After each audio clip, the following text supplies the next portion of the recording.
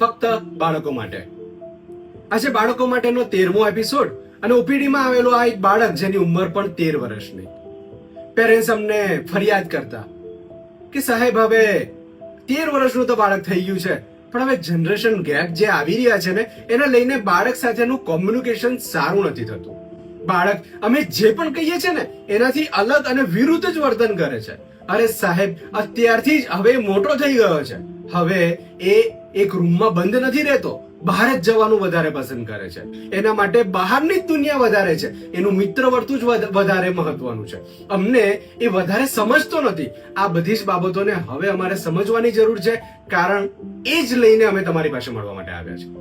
ઓપીડીનો આ કેસ કે જ્યારે મેં આ વાત સમજી અને પેરેન્ટ્સ અને બાળક સાથેનું એક કેસ હિસ્ટ્રી જાણી ત્યારે મને ધ્યાનમાં આવ્યું કે ચાઇલ્ડહુડમાં આ બાળક જ્યારે નાનું હતું ને ત્યારે એના પેરેન્ટ્સ ખૂબ જ ઝઘડતા, લડતા અને આ બધા કારણોને લઈને પેરેન્ટ્સ એનું સમાધાન એ રીતે કાઢતા કે આ બાળકને ટ્યુશન મોકલી દો ને, સ્પોર્ટ્સમાં મોકલી દો, ગિટાર શીખવી દો, અરે કરાટે શીખવી દો, સ્વિમિંગ શીખવી દો અને ઘરની બહાર વધારે રાખો.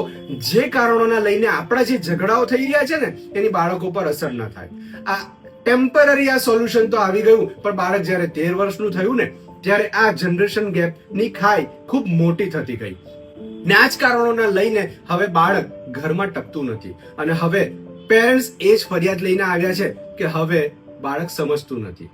આ ખૂબ ગંભીર બાબતો છે ને સમજવાની જરૂર છે, ફક્ત બાળકો માટે.